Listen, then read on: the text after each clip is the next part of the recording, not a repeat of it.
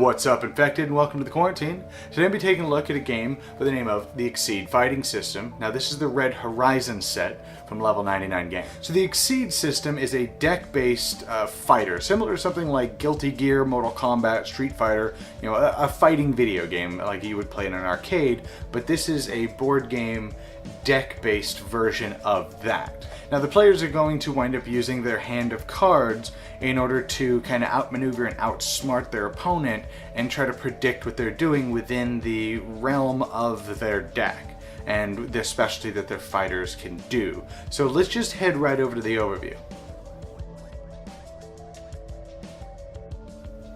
Alright, to set up a game of the Exceed Fighting System, you're going to set out the arena as you see here, just with the 9 cards in a row. Then you're going to choose one of the 4 fighters that are available in this set, and you're going to take their corresponding deck. Now the rulebook shows what the recommended starting deck should be for each one of the fighters that come in this game. Now once you've chosen your character, you're going to put them, each player is going to put their characters on the appropriate spaces that you see here on the field. And then you're going to take your character's deck that is full of generic cards, which are these gray background cards, and then these foil cards that you see. These are the special cards that are specific to your character.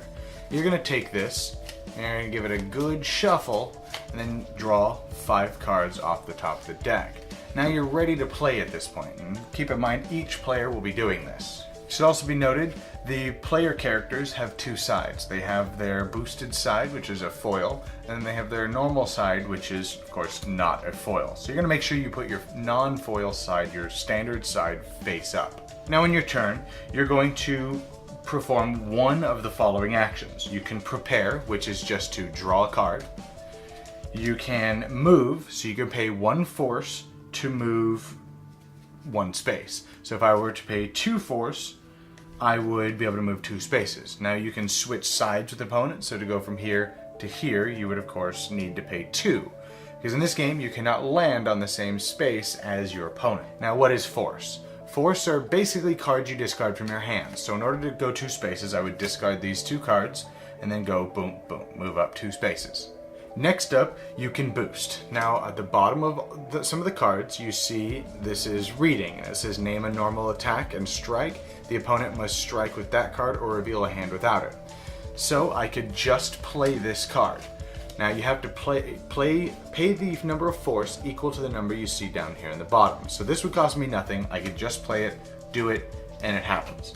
But in order to play, say, this card for its boost ability, I would have to play this down and then discard a card into my discard pile in order to play this one. Now it should be noted that some cards have a little plus sign up on top of it, as you see here.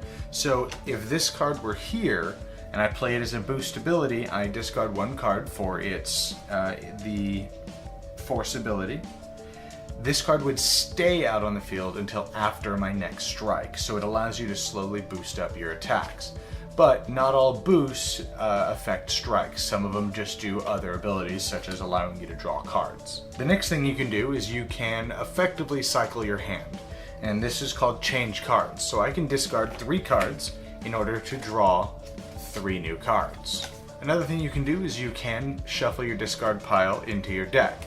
Now you only get 1 reshuffle for the entire game. If you ever have to reshuffle a second time, you are out of the game. So you have to use this wisely. And the last thing you can do is you can exceed. Now the number you see in the bottom right hand corner of each one of the cards, or each one of the player cards, is their exceed value. Now this will make a little more sense later, but you have to get rid of cards in your gauge equal to whatever the number you see here in order to flip this card over, and now you're on your exceed side. Now another thing you could do on your turn, rather than perform an action, you can declare a strike.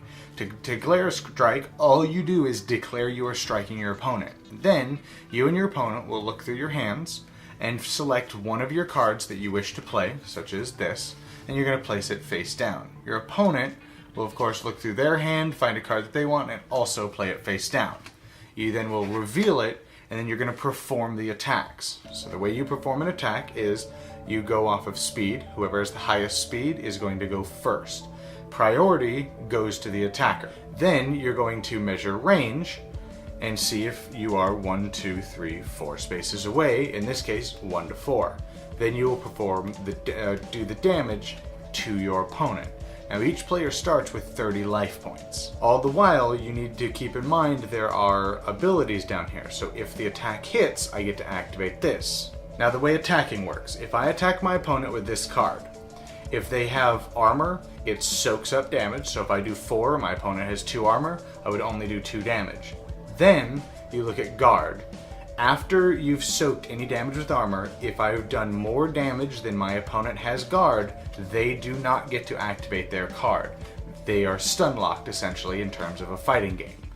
If I do equal to or less than their guard level, then they do still get to react, but they still take that damage because armor is the only thing that'll soak it. Which brings me to my next point. Some of these cards, the foil ones especially, require a gauge cost in the top left corner, which we haven't really got into gauge, but if this card is revealed, it must immediately be paid for before the card's ability can go off. Now, what the players can also do is you can do what's called a wild attack. So rather than picking a card out of your hand, you can just use the top card from the top of your deck and leave it to chance.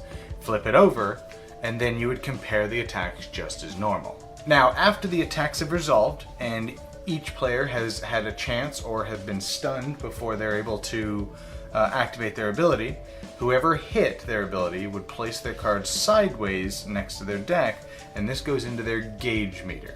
If you didn't hit the opponent, then this card would just go into your discard pile, thus allowing you to fill up your gauge meter to be able to pay for abilities such as exceeding or some of your special foil attacks in your deck. At the end of each player's turn, however, they will draw a single card from the deck to declare their turn is over. So, if you prepared, you effectively would get to draw 2 cards into your hand. Now, you do have a hand limit of 7 cards, so at this point, if you're over your 7-card hand limit, you must discard cards down to your current hand limit. You're going to continue to do this back and forth until one of 2 things happen. Either one player has reduced the other player's hit points to 0, or you've gone through your deck twice. You're allowed 1 reshuffle throughout the course of the game, and if you ever run out of cards in your deck a second time, then you're eliminated from the game. Alright, the Exceed fighting system. So, as a lot of you guys may know, I'm a huge fan of level 99 games. I don't think I've actually played a game that I didn't like of theirs. Their games range from they're okay to really good, BattleCon being one of my favorite games of all time. However, I had not yet played the Exceed fighting system. So what do I think about it? Well, first and foremost, we'll touch on the components, and I have to say, these are some of the best cards that I think I've ever seen. They rival Cardfight Vanguard in terms of thickness. They're very, very thick cards. The artwork is, of course, beautiful. It's level 99 games. Everything about the components is really good. However, one thing that we did notice with this set, and I don't know if it's because it's a review copy or if the actual copy of the game has it, but those foil cards are a fraction of an inch wider and taller than the rest of the cards. So as you shuffle your deck, you can clearly feel where your special cards are. And that just seems like a dumb, small oversight to me, but it's an oversight that should probably be pointed out. And on the same note of components, I hate these rulebooks so much. Stop at level 99. These rulebooks are garbage. Please stop. You know how hard it is to, when you're trying to learn a game, or if you're teaching somebody new and they want to look at the rulebook, they gotta go, hang on. I feel like I'm on a road trip looking at a map in the 90s. These things are a headache, and I mean, I get why they do it because it's cheaper, but holy hell, I hate these rulebooks, and I need to throw that in here. But all joking aside, I detest level 99's rulebooks. That's probably the one thing that I cannot stand about the company. Well, the gameplay feels like a good mix between like Magic the Gathering meets BattleCon. So you have the same principle of BattleCon. You're in an arena, you're trying to fight and beat the snot out of each other and stun lock your opponent, get into their head, what are they gonna do? But you add that drawing cards from a deck, so you have a big fat deck of cards that you're drawing these cards from, and using those the best you can. And overall, it plays really well. It's a lot of fun. Every game I played was very enjoyable, and it feels like a fighter. It gets really tense. You have your 30 hit points, or when your deck starts getting really low, you're like, oh, do I want to start drawing all these cards? But I need to do something. I got one reshuffle, but then one of the characters allows you to swap your discard pile in your deck, so it doesn't count as a shuffle. And then each one of the characters has their own really cool little ability. One of them's super fast, one of them hits like a freight train, and so everybody seems fairly balanced, and the gameplay, the overall flow of the gameplay and game is a lot of fun. However, my favorite thing about BattleCon is there is zero luck involved in the game. Unless you're playing like the Double Dragon beat 'em up style game, there's no luck involved in the game. At any time I can go, hey, let me see your hand. You show me your hand, I look through everything you were capable of doing, and now this is a game of outsmarting you. What are you gonna do? Look at the board. Where am I? Where are you? What can you do to stop me? Okay, I know this is what you're probably gonna do, so I'm gonna counter that. But you know that, so you're like, okay, well, what are they gonna do to counter this? And it's just a big back and forth head game, and that's what I love about BattleCon. It is, you lost because your opponent was better than you and knows their character better. That's it. Whereas this takes that concept but goes, let's add a big deck to it and let's add a giant random element to it, which I feel personally takes so much from the game. You're adding an element of randomness into, in my opinion, an already really good system, and you're ruining that with an element of luck. Now, I know what a lot of people are saying, they don't mind the luck or whatever, and I get that. Also, there's a huge Magic the Gathering following out there. There's a huge any CCG or LCG following out there, and I get that. And so if you go in understanding that, then awesome, more power to you. But every game that I played of this, while enjoyable, I was constantly thinking I would much rather be playing BattleCon right now. Just hands down. And so I did not personally enjoy the game. With that said, I'm still giving it a good review because there's nothing wrong with the game. It is fun. But if you like BattleCon and you love what makes BattleCon great, you're probably not going to like the Exceed fighting system. But if you like BattleCon, but maybe you want that element of luck to it, then yes, pick up Exceed. It is a good, fun game. It's fairly simple, it's reasonably light, doesn't take up a big footprint, and it is fun. It feels like a fighting game, but with luck mixed in. Now I need to drill home, I said earlier that I did not personally like it, and I don't mean it like, I hated this game. I enjoyed the game, it is a lot of fun, but I would 100% rather play BattleCon any day of the week over the Exceed fighting system. So kind of take that what you want. If you like BattleCon, you're probably not going to like this, and vice versa. So that is going to be my final review for the Exceed fighting system. So anyways, that is my review for the Exceed fighting system. I hope you guys enjoyed the video, and I'll see you guys next time in the Quarantine.